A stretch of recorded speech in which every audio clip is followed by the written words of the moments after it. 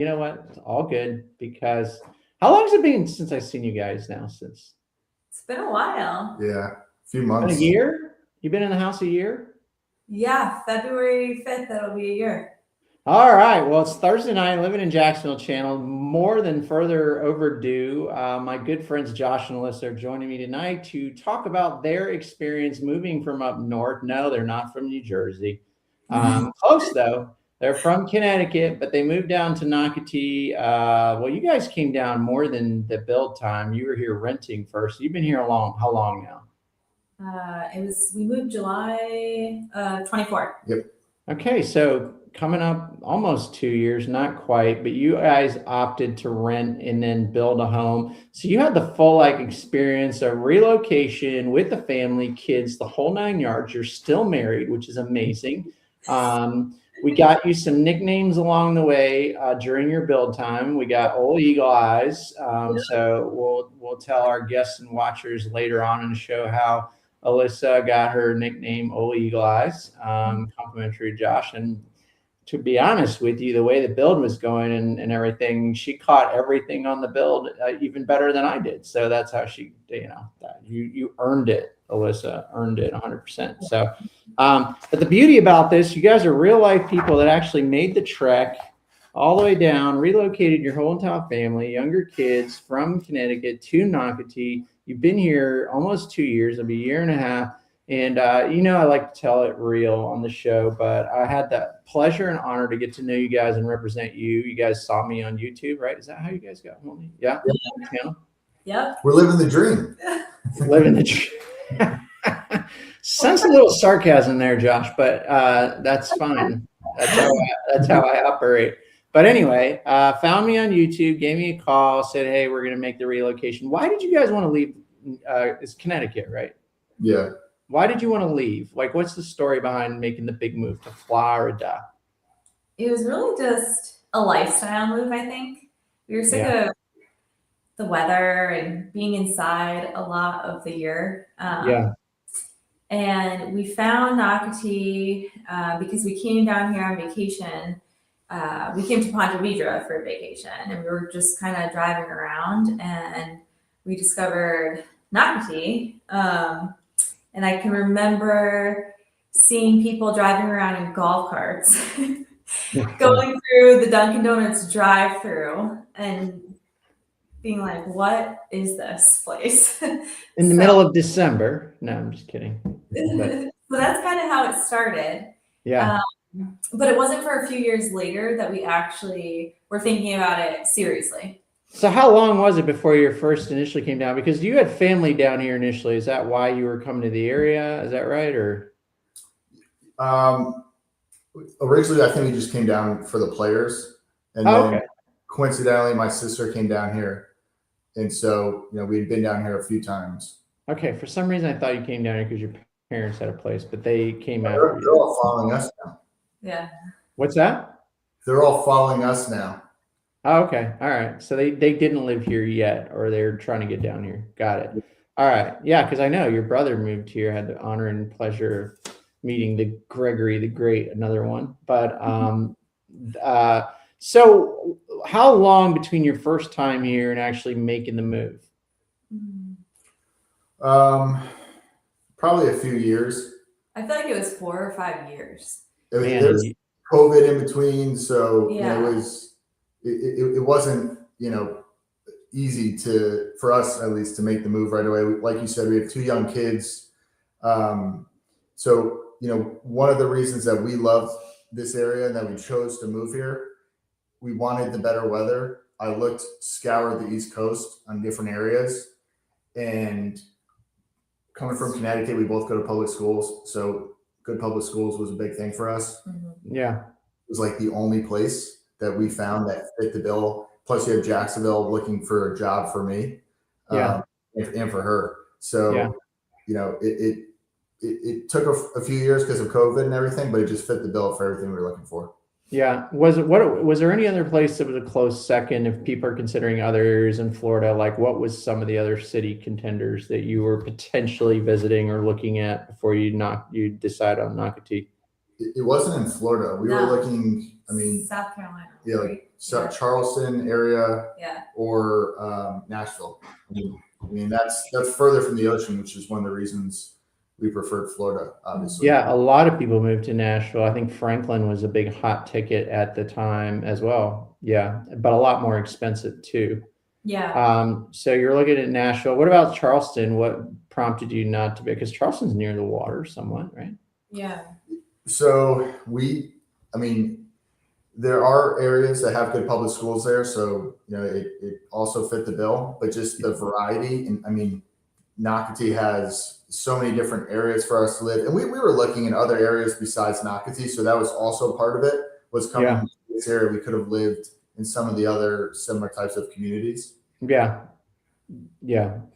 So you're drawn to the new house option too, I guess. That was kind of a draw as well, because you guys decided to take the long, laborious trip of building a house.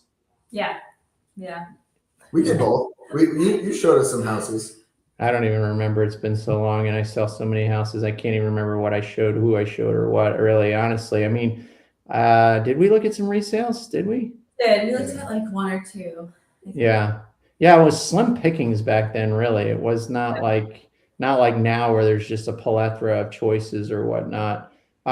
So based on that or whatnot, okay, so you're looking at, you come down, make it a few years later, you say, all right, let's finally do this. Either it's now or never. That's kind of what my wife and I did. I said, look, it's going to happen this year or not. Don't even talk to me about it later on, because this is it.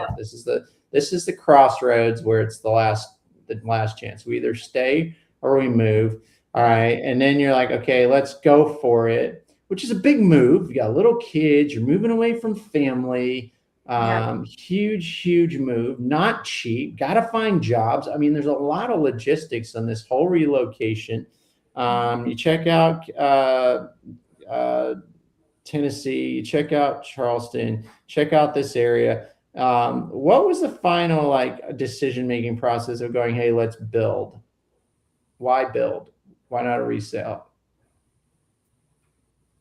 You want me to? Yeah, I don't. Because I think at the point that we were at, we had owned a house in Connecticut. Yeah. And when we bought that house, we knew it wasn't going to be the house that we were going to live in long term. And I know you say now people only live in houses for whatever it is, 5 to 10 years on average. Yeah.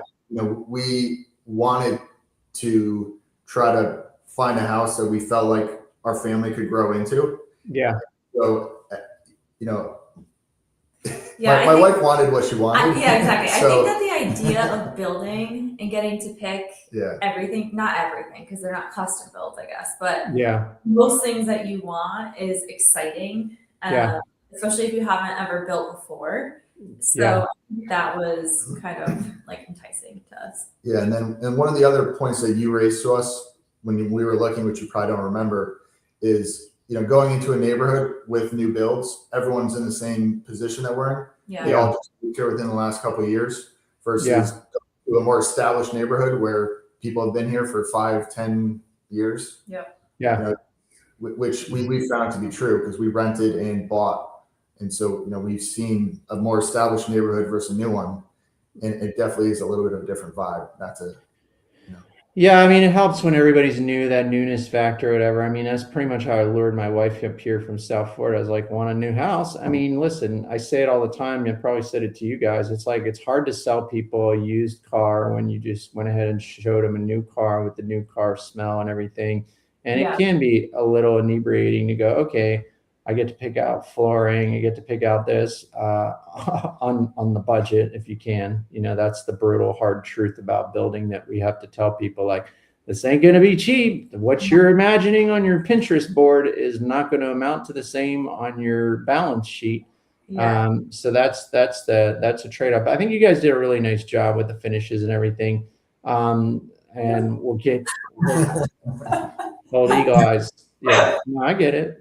I mean, I wouldn't want to pick all that stuff out and take responsibility for it. That's why I don't go to design center with you guys. That's why I sent Brenda. But I think you guys did a really good job. And man, I mean, not to say you guys were nitpickers or anything, but I think we did a good job figuring everything out that goes down with these builds. Because I think one of the big things I try to tell people all the time, and people think, oh, you're trying to sell.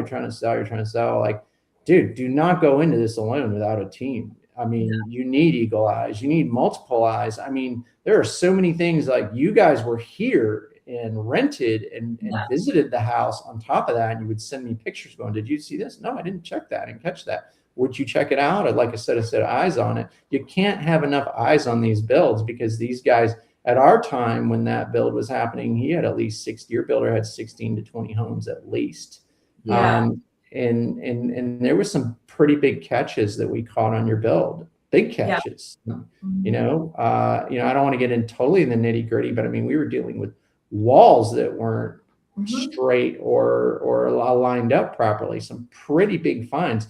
And I'm not trying to scare people from building. I'm just trying to tell people that it's a big deal. I mean, you guys put in a lot of effort as well throughout the year. I mean, I still have our text records here. And I mean, that's why I missed you guys so much. I almost have like a withdrawal when closing happens, because I'm like, oh man, I haven't heard from Alyssa and Josh today.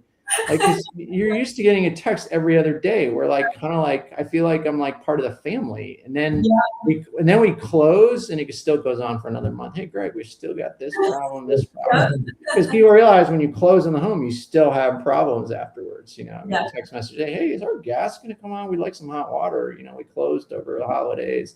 We're like, well, it's JEA. You've got so many vendors putting these houses together. It's so stressful. But yeah, it's like when you don't hear from you guys for a few days, you're like, oh, that's kind of sad, because you're so used to you got this team effect going on where you're trying to get this house the way you want it, because you're paying a lot of money for it, and there's so many things that go wrong.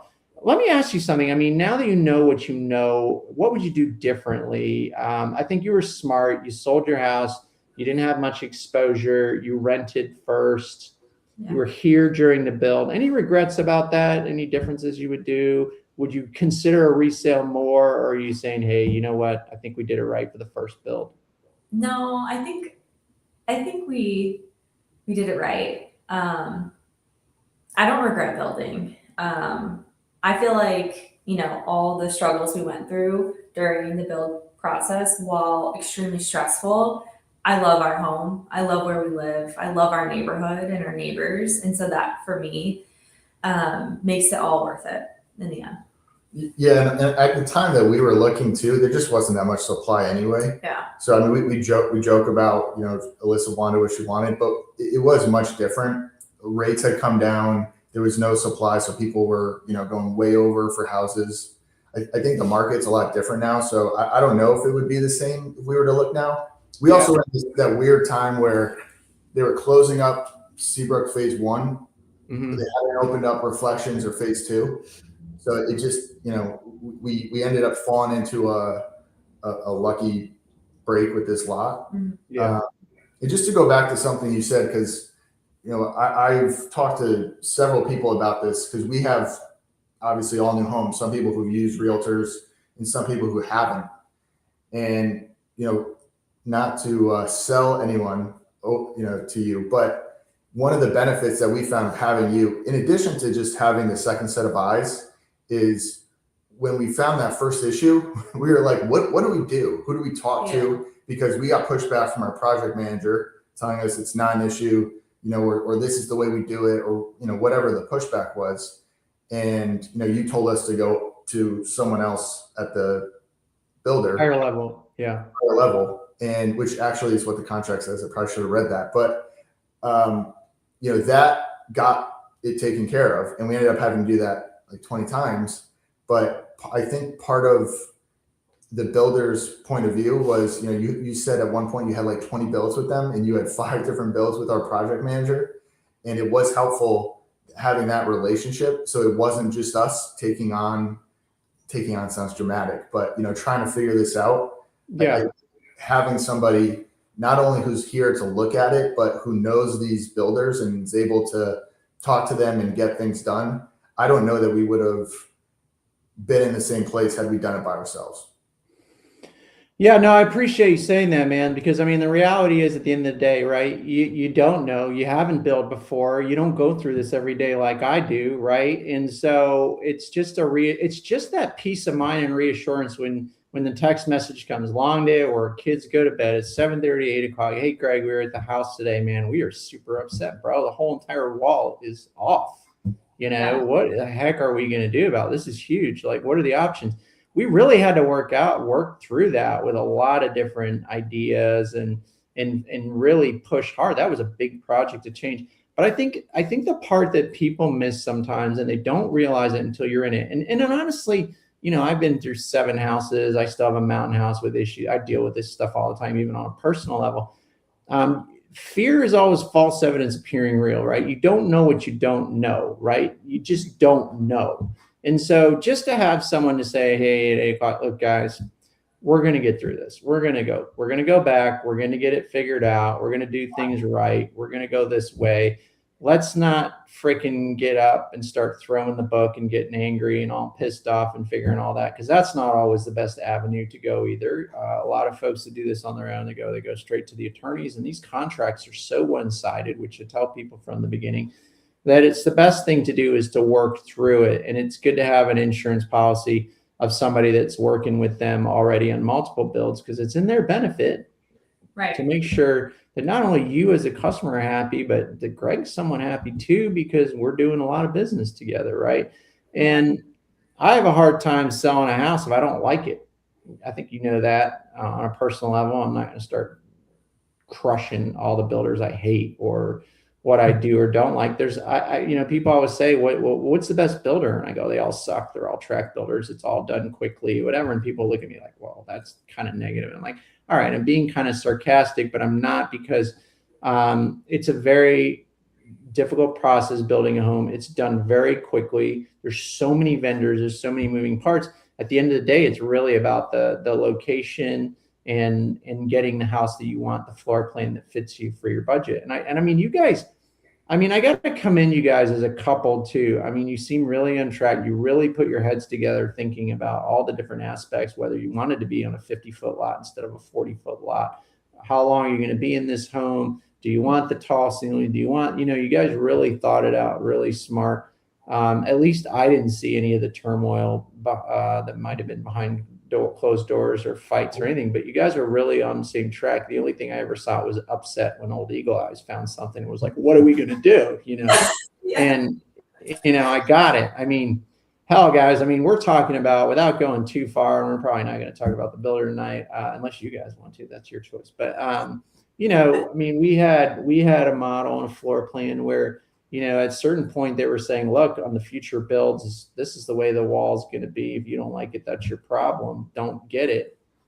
The other thing is like, and I don't, you guys, I really don't remember everything, because there was like probably 10 or 15 little things. There wasn't a week that didn't go by where you're like, Greg, this window is not right, or this, right? Am I right? No, what could go wrong went wrong. Yeah. It was one thing after another, whether it was big or small thing. It was to the point where we thought, like, they're doing it on purpose now, right? To annoy us. Like, they're gotta be doing these things, because they were just like, for example, the driveway. We got a paper driveway. We drive by one night, they had poured concrete all over the driveway. I'm like, you're kidding, right? Yeah. So so you got the wrong driveway. There was something about, wasn't there a window on the front of the house that wasn't right or something? They framed the window. That was the first mistake. They framed a window in the wrong place.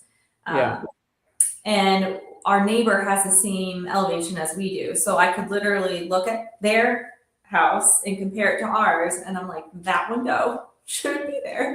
To describe it, it was almost touching the roof. It was way off. But it's just stressful when you're paying so much money for these homes. Have things like that go wrong.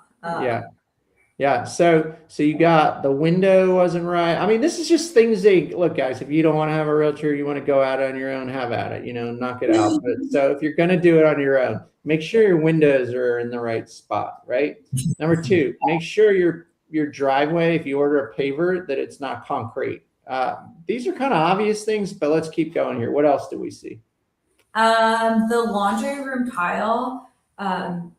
Pattern. Yeah, the pattern was wrong. Yeah, when you guys are doing your laundry rooms or your kitchens, bathroom tiles, everything, they literally put it on paper when you're in the design center and they go, do you want it scattered? Do you want herringbone? Do you want this, this, this? And they draw. And the We big got mistake is, what's that? What? They gave it tiger stripes. Yeah. Tiger stripes. Our 5-year-old knew it was wrong. Yeah, we asked our daughter Sophia. We said, "What's wrong with this compared to this picture?" And she's like, "Well, it's not the same design." Yeah, this reminds me of like those scholastic books we used to do in 2nd, 3rd grade, and they give you 2 pictures, and you go, "Okay, which picture is wrong and which picture is right?" Right. So you're doing that with your kids. This is awesome. I'm glad we're doing this like a year later. That's why I waited so long, because I knew this was going to be a good one. All right.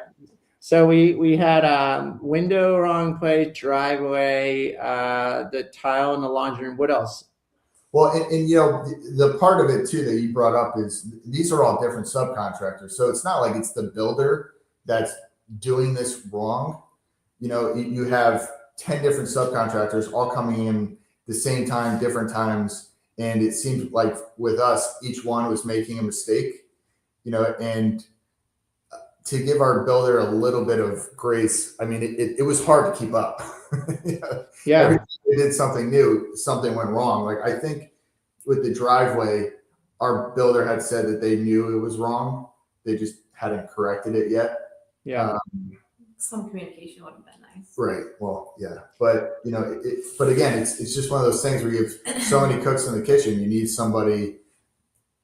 You hope the project manager. You really need somebody watching it more, and they can't potentially watch everyone. The problem with all these vendors is they all come at different times. They don't go, "Hey, builder, I'm going to be here at 2 o'clock to do this. I'm going to be here." It's not like that. They're just like trying to schedule it out one after the other. So the problem is I think, is that it's going so fast that when you find something, we have to stop everything and tell them to stop to go back and resurrect the problem. Otherwise, they'll just keep flying because everything's scheduled out. I think that's the key of going, oh, time out. You know, this is because you want to catch everything early. That's why we always say the pre-drywall is like massively important, because that's when you want to catch everything. And if you don't, then it's a lot more work to put that window where it's supposed to be, because now they have to reframe the paneling, all that. Same with the tiles. I mean, if you can find out the tile is not scattered right, it's not put in right, or it's not the right colors, then at least if it's not grouted, much easier than when they grout it. You know, that's why I try to get in there and do video of the tiles for people to say, hey, is this tile right? The other big problem we have also with this builder, and I found the tile with another builder we're using, is you go into the design center and you see in the model these beautiful tiles that are another option that genuinely, you look at it in the model and you go, oh, this tile is beautiful. It almost looks like a marble, but it's a cheaper option, and it has a beautiful exotic vein line, like one. But then they put it in and the tile has like a plethora of vein lines and it looks so busy and ugly. We had one of those and we were like, oh! Yeah. I remember that. Yeah, you told I had to beg them to tear it down. I think you guys were part of that. You saw Yeah. that with another builder or whatever. So it's ongoing. Like, you know, most people go, dude, how do you still have hair and haven't you lost it? And why aren't you? I don't know how you do it. Because that's all I do every week is deal. Like, it's ongoing, right? There's it hasn't stopped for me. You're off the train. I'm like, all right, this is what I do. What's the next problem? We'll get it worked out. And we had a lot of issues with 3 of them around there. We were all comparing builds. That's the other beautiful thing about an agent that's building, even with the same builder. We can all look at, all right, well, let's go look at their build. First thing you do is you go to the model. This is a little pro trick for you guys too. When you're buying and building, what are you doing? You're going back to the model to go, hey, is their corner around like this? Is this done like this or what?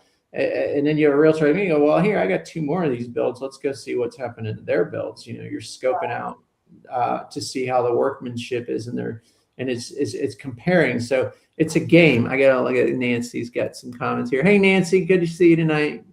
Good. So I picked a good broker. Yes, you picked a good broker. Those are big things. Please, Eagle Eyes, come help me.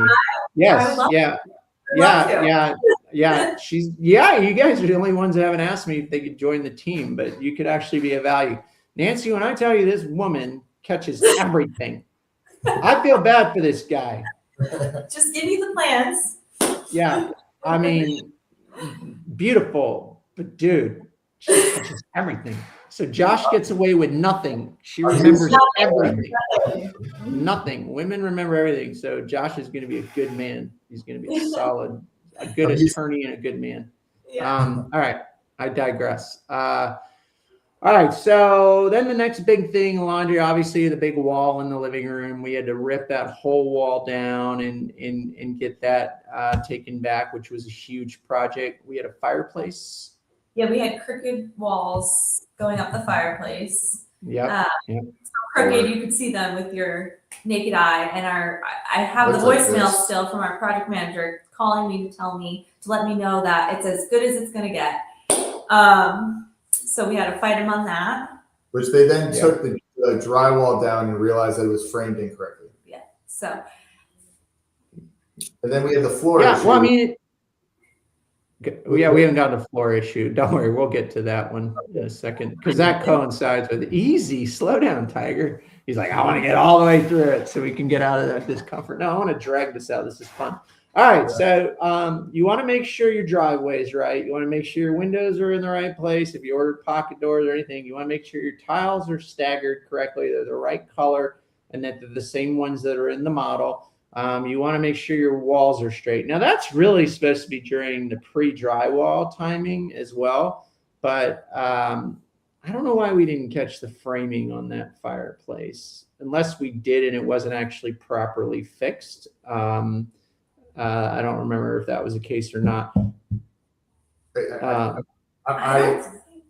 am speaking way out of my area of expertise here, but I don't think it's something that we would have noticed ourselves, or that even our inspector would have noticed. It was the sides, the way that they were nailed into the wood, small pieces of wood into larger pieces of wood. They just didn't do it correctly, but it wasn't apparent to the guy until they started putting drywall on it and it starts sagging down and then looked like this. It was more obvious. Yeah.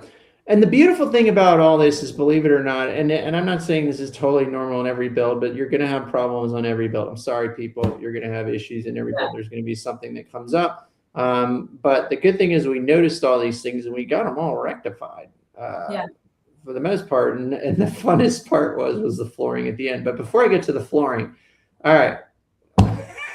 Alyssa, am I giving you a nightmare bringing this all back? Yes, am I making your blood pressure coming back up? I have PTSD. I feel horrible. All right, I'm taking you guys out to dinner for this. I feel bad. I feel complete guilt, honestly. I think I ran into you guys in a restaurant. I tried to get the server to send you guys some drinks because I felt so bad for you during the whole process anyway. But all right, so what else do we have to look out for? Walls now, fireplace walls. What else? Anything else? There was the tile in our primary bathroom wasn't even, so we couldn't open the shower door. So they had to dig that up and redo that. They still couldn't open the shower door after they redid it. So they took the bottom, what's the strip called? The guard, whatever. And they said, Chop. Works now. So they removed the splash guard and at that point we were like, let's be done. Yeah. Let's just Okay. All right. I don't remember that one, but anyway, I try to forget some of these things too on purpose. All right. Flooring, are we there yet or no? I mean, I'm sure there were other things along the way that I'm just not thinking of right now. Okay. All right. You blocked them out for good. Okay. So going back, things were fixed, correct? Yes. Okay. For the most part. All right. Now we move into the house, whatever, and the whole thing that we did on refixing the fireplace, whatever was used when we fixed the fireplace, messed up your wood flooring. Our LVP, yeah. So we hadn't moved in. We hadn't moved in yet. We closed on the house and we go to clean the house because it wasn't clean when we moved in, because we had them fix so many things that they just kind of did it, and we were in, and we noticed that the floor looks like it's all scuffed up. So we thought it was just like dust and whatever from when they had to fix the fireplace, and we go to clean it, we can't get it out. So then we hired like a professional cleaner who couldn't get it out.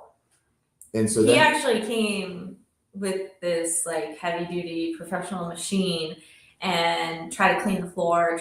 He saw exactly what we were talking about, saw all the spots, tried to clean it, and then like it looked like it was clean when the floor was wet, but then once it dried, you could see all the scuff marks. There was even a boot print in the floor. That was the saving grace. The footprint, the boot print was the saving grace, because you literally, like, honestly, guys, when I tell you I earned my commission on this one, I mean, we're sitting around with half the corporation in living room. We've got the floor manufacturer, we've got the construction manager, we've got the manager's manager, we've got the guy who laid down the flooring. Like, if people just understand what goes into construction, I mean, everybody's part of the process, and everybody's trying to pass the blame on to the next guy. Like, oh, it's the manufacturer, it's the seal on top of the wood's not right. When they manufactured it, somebody didn't do something right. I could see and if it wasn't for the boot print, that was the most obvious, but you had to look at it at a certain light. Exactly.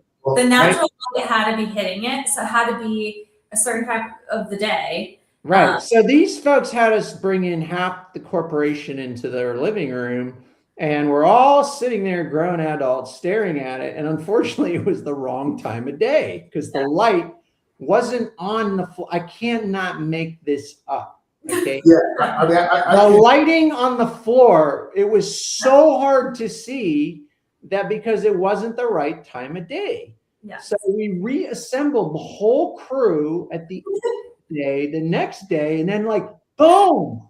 Yeah. Well, no, it was the opposite. They came in the first day when the sun was going down, but just so everyone doesn't think we're completely crazy, when the sun was up, so that's 90% of the day, it was the whole floor. We were not talking a few planks. No. It looked like they had dropped acid all over the floor. Yeah, and the shoe marks went all the way from the living room into the office. I mean, you could see where they were walking around, and it just wouldn't come off, no matter what we try to clean it with. Yeah, and the cool thing is I think, Josh, you did say to me, you go, dude, are we crazy, or what is this? What are we doing here, whatever? And I'm like, no, you're not crazy. I see the foot mark now, because you're right. Instead of going in the morning, we came back at the end of the day, right? And it was that worse. We came in the morning. Came in the morning, yeah, and we could see it because of that morning sunlight. We could see it clearly. And so the aim on that whole exercise was to replace the flooring, and essentially we didn't end up doing that. They ended up cleaning it. Is that correct? So they tried multiple cleaners. The first one, right, didn't work. Yeah, they ended up. The guy who put the floor in came up with a way that they were finally able to clean it. Yeah. Which really is what we wanted. We just wanted it. Right. We didn't want new floor because the other part of all this was we had started moving in. We started moving out. Our lease was done, but we couldn't move into the house because they were like, well, we need to see the floor. He eventually figured out finally how to clean it, and so we just did that.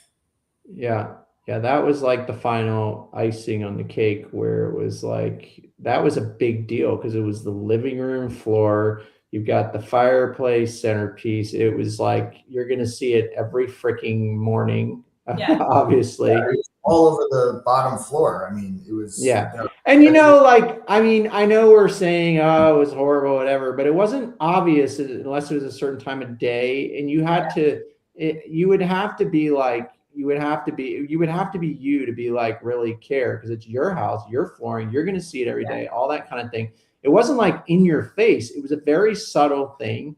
And it was, quite frankly, it was bull, really, because it wasn't right. So, but we got everybody in there and we figured it out and we got through it. So if you see any issues with your flooring, depending on what time of day it is, when you bring the builders in and your realtor and the manufacturer and the floor guy, pro tip, make sure it's the right time of day so that you can see that subliminal message on the floor with the footprint. Yeah. That they thought was a little cute thing that they want to leave behind for you guys subliminally. So after you leave, you have little cute footprints going through your living room. So, all right. So what was good about this whole process? What do you love about the house? What are you happy about? I mean, because somebody's here. I'm dying to know the builder on this one. Now I'm scared. We're not telling the builder because that's the value that I offer my customers on the background. But it's not, I don't even think it would be, worth it to even say who the builder is, because I've heard horror stories from just about every builder. So it happens in all of them. I don't think it's the builder. I actually believe that, some builds that go well, I find that they have a good project manager. So I think it is dependent on who your project manager is, maybe more so than the builder. Hold that thought, Josh. Don't forget that thought you're about to say. I really want to say that Alyssa is 100% right. I always tell people it's really important to have a good relationship with your builder. I find that on the higher levels of builds, like the $1 million plus, I have had the ability to request certain builders. And I'm not going to lie, I have better relationship with some builders than others, and it's just a better process, right? So you did a key there. You're talking about, hey guys, it's not necessarily the builder, it's actually the construction manager and how well he's able to execute his job. And not only that, how well he communicates it to you and how he rectifies it. Exactly. Right? The communication and the rectifying, I think, are the most important things. Yeah. Like we would point things out that were wrong or not in the plans, and he would either blow us off or try to argue with us, which was super frustrating. So if we had a different project manager who didn't do that, I think it would have gone a lot smoother and we would have been a lot calmer, because look, I don't expect perfection. That's not what I want. Come on, all you guys, give me a break. Don't try to pull that nonsense on here. You got all of Jacksonville listening to you. I'm not looking for perfection. If I point something out that is very obviously wrong, I would expect the project manager to say, okay, let's fix it. So that didn't always happen. So like project managers or construction managers, they build houses. They're not necessarily the best communicators. So if you're lucky enough to get a construction manager that really knows how to communicate as well and knows their job well and knows how to deal with things properly, you're really ahead of the game. So that's again, part of my job is to make sure that, Josh doesn't lose his cool because his wife is upset, because that's usually the case. Is like, well, it's not that you're pissing me off, but you're pissing my wife off. You're pissing my girl off. What the hell do I need to do here, Greg? Take it easy, man. Chill out, bro. That's why I'm like the even keel on all this, Well, just to go back to what I was going to say, we did get all this fixed. So, and again, these are all the subcontractors. It's not the builder doing this. There was an individual who worked for the builder, who you had a good relationship with. And she was great. And she was able to get all this fixed. Yeah, she was able to calm me down, as well as you, Greg. Because I think just hearing, we're going to do something about it, it just puts your mind at ease. But when you don't hear that initially, that's when, Yeah. And I always say to my people, and I've done it before and I've had to, and I don't market myself this way and say, hey, I'm going to do this for everybody, for people to take advantage of it or whatever. But at the end of the day, there are different levels of people that are going to try to make things right, depending who's involved on your team or whatnot. And I, by one at the very end, are not going to be the one to stand by and watch things not happen the right way, even if I have to. Like at the end of the day, I'm an independent broker. I don't work for anybody. I'm not a starving artist or whatever. At the end of the day, if I said, hey guys, if the builder didn't do it, then I'll bring my people in later on and take care of it. The problem with that is also though, is let's say something isn't 100% the way you want it, and we come in and I say, all right, my guys will take care of it. The problem with that is then the builder has this clause in the contract that says, hey, well, now it's not warrantable. The warranty is no longer. So there's different things about that. But at the end of the day, it's really important that you have an experienced real estate broker that has a lot of experience with that builder, has a relationship with them, where the builder's like, is this really worth it to fight it? Let's just do the right thing, because there's going to be a lot more sales from this, as well as their own salesperson that says, hey, this person's been working for the company for 13 years. They're our top producer. They're representing this sale as well, and they care about their customer too. And so in this case, that was a great thing. And that's why I always say to people, when you walk into a model and they ask you to sign your name in, and you say, oh, okay, well, now you're stuck with working with that sales rep, whether or not they're experienced or not, whether or not they're ethical and good or not, you're stuck with them. It's a round robin system. You're stuck with them. And you get with the wrong person, you're hosed, because you need that leverage in these times for good communication. And then on top of that, and you say, oh, are you using an agent? And you say, I don't know, or no. I always tell people, even if you don't want to use me as an agent, you don't know who you're going to use an agent, say, yes, I will be using an agent, and write down agent. But going in there completely cold, randomly walking into a model because you want to go window shopping, unless you're snide and you put a total fake name with all fake information on it, which is not very nice, but you're kind of hosed, because now if you do decide to go back to that builder and build with them, you're stuck with those people, whether they're experienced or not.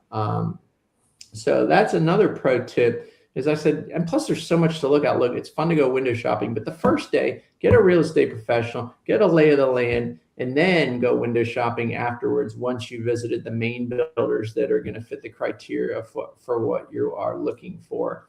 Ultimately, I think you guys picked the builder because you really like that particular floor plan, right? Yep. Yeah, cool. All right, so it's already 40 minutes, because I didn't know we were going to take 30 minutes talking about all the stuff that people should look for when building a house. Oh my God, I would need therapy after that build. Yeah, I did. I sent them to therapy a few times. I waited a year and they're all back well again, and I decided to inflict them with it and make them relive it a year later. So, are you guys excited about the new school that's opening up in the fall? How does people feel about that? I know Seabrook Village has got a new school literally going to be opened up right around the corner. Yeah, we're excited for it. I think Pine Island had its growing pains and issues and whatnot, and this is a good time for a new school to open up. I don't know. I don't live down there on that section of Nocatee, so I'm just curious what your insight is and all that. Yeah, Pine Island is super overcrowded right now. So, while it's a great school, and we love it there. Yeah. We're excited for the new one to open and just start out with less students at first, which I think is a good thing to kind of, get their bearings. And so yeah, we're excited. It's right. And it's so close to the house now. I mean, it's crazy, right? Yep. It's right near us. So that'll be nice. Yeah. Bike ride, literally a bike ride away to the new school. Beautiful school. My gosh, it's gorgeous. Yeah. All right. When do you guys think we're going to start building the next house? Like 6-7 years? Like how much longer? It's so funny because we drive all around Reflections and we look at all the houses and we're like, wait, Josh commutes to work, right? You have to go to work some days, right, Josh? Yeah. Do you have to drive to work? I go to work. So if you moved all the way into Reflections, that would add a whole nother 5-minute drive just to get out of Seabrook. Yeah. No, we wouldn't actually. I think that's one of the biggest complaints I get about Reflections is it's so deep in there that it is quite a ways just to get out of there sometimes. Yeah. If you don't work from home. Yeah, I mean, we don't really talk about wanting a new home. We go to Seabrook Phase 2. We sometimes, honestly, we just like to take the kids on a bike ride, go on a golf cart ride, and ICI, who's not who we built with, they do some cool things with kind of custom builds. So that's all semi-custom. So we see them doing some cool things, particularly in the backyard. So that's really all it is. Yeah, I'm really digging their tall sliders. Their 9-foot sliders is definitely one of the tall sliders, and the transom windows are very cool feature. Yeah, I got #1 top salesman for ICI last year, and honestly, guys, I don't think I ever said to you guys, "Hey, I love this one builder over another." I try to really talk about the pros and cons of each, because there really are pros and cons of each. ICI will do all the customizations in the world, but it is expensive. Sure. Yep. It's not cheap. I mean, a lot of people just end up not doing all the finishes and doing them later.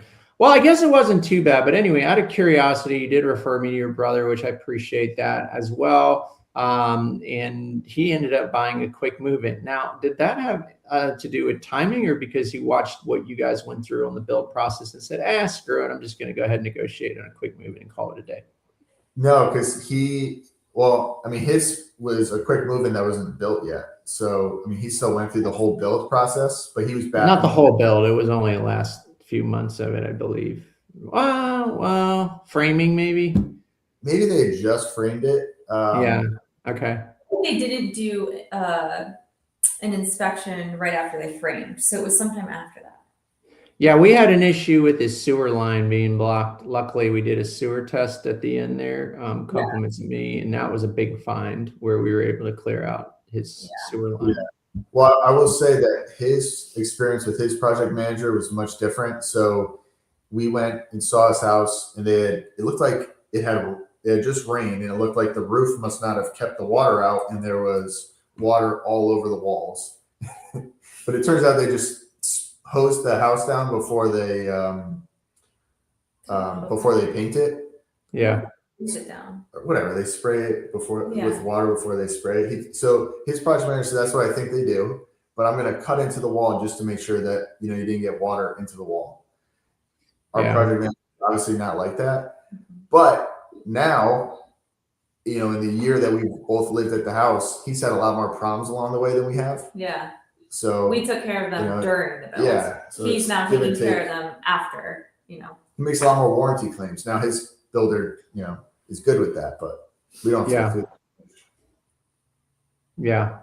Yeah, that's cool. That's a good comparison, talking about the relationship with the builders and how they're eager to please and whatnot. So that's a pretty cool comparison. What would you say is last parting ways to anybody considering moving to the area? You have any advice for people? I'm pretty sure you're glad you did the rental thing first. A lot of people build from a distance, and they're really reliant on my weekly videos or bi-weekly videos to see the house being built, to catch those things that you guys saw in person. Are you glad that you rented first? Do you think it was an extra step that maybe was too much? What's your thoughts on that? No, I'm glad that we rented first. It was definitely super helpful to be here while the build was happening. And you got to experience 2 different parts of Nocatee as well. Yeah, exactly. It kind of helped us ease into things a little bit more. The only con for that is that we kind of had to move twice. So that is difficult. We did. No, we did. Yeah, we did. But it was good to see the different parts of Nocatee, and I wouldn't have. I would have still rented. Yeah, we have to do it again. My parting words for people would be that, like, the stuff that you put on videos, I mean, it's a real place. It's really like everything you see on your videos, which for us, I don't think we thought through it this way when we decided to rent, but it gave us a chance to make sure that we loved it and we really wanted to be here before we went through the whole trouble of building a house. And it did turn out to be, what we were looking for.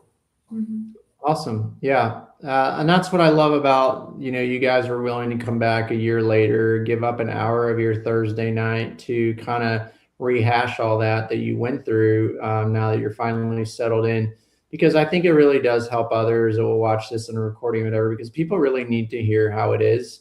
I think that's the sauce, the secret sauce of the success that I've been able to have, is when I went into the industry, I said, you know what, let's not just say how great it is. Let's talk about all the real stuff. Let's talk about the dirt too. I mean, listen, we're all blessed to live here at the end of the day. We're doing it for our kids. We went through a lot to get here. We're doing a lot to live here.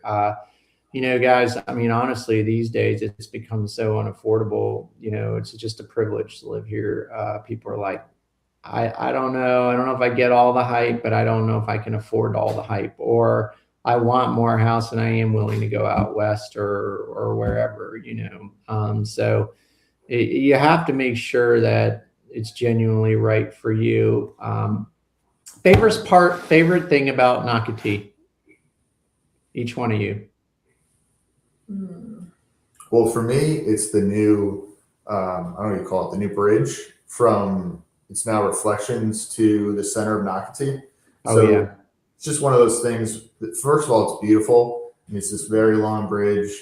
My son feels like he's going through the jungle and like, Yeah. you know, Jurassic Park or something, but it just obviously connects us to the center of town, but we have people coming over to us, and it's one of those things now where you're on the greenway and there's just people outside all the time. It's 75 degrees in the middle of winter. It wasn't like that today, but you know, it's an active community and not like we're, you know, I don't mean active in the sense of like everyone's working out, but it's just people are outside, and I love now that we're connected to everything. That was maybe the one downside when we first moved in. We don't have that problem anymore. Yeah, I know. I think I talked about that in my last video, and I think Nancy's making a comment about it. Josh and Alyssa, thank you for your information. Yes, thank you, Josh and Alyssa. By the way, are you waivers? She's talking about the video I put out this Tuesday that was very controversial because I talked about how it was about the green belt. We were so excited to go ride. We're all the way in 20 Mile, and all my kids learned how to ride. My two kids learned how to ride on the green belt, their bikes, because they're so wide and everything. And that addition to the green belt is phenomenal, and it does feel like a movie when you're riding on the boardwalk with the gorgeous natural vegetation. It's beautiful. I mean, we rode all the way from there to down to you guys and then back, and then we stopped at a loop for lunch. We make a whole half day out of it. It is awesome. And of course I went on my bandwagon and I'm like, you know, if you're on a golf cart, you should wave. If you're on a boat or you're on a motorcycle, you wave. Well, on a golf cart, you should wave, not run me over, because these golf carts go really fast. And so I'm like, wait.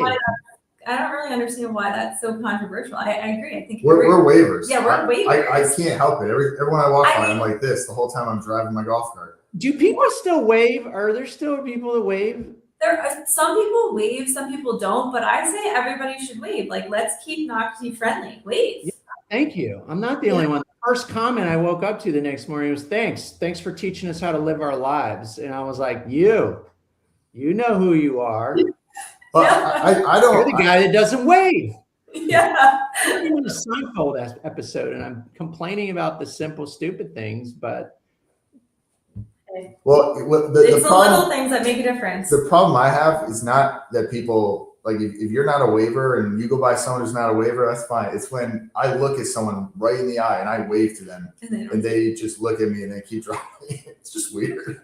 Yeah, you know, I mean, you've got to realize, I try to put it, the thing I try to put out there is that you never know what someone else is going through, right? I'll always give people the benefit of the doubt. You don't know what they just heard. You don't know if mom's dying of cancer. You don't know. Or like it was in South Florida, and this is a real deal too. And I know most people will probably chime out at 53 minutes so I can talk about the good stuff here.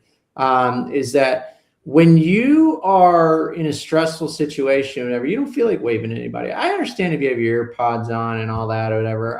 Nocatee was a very easygoing, laid back, small little town 7, 8, 9 years ago.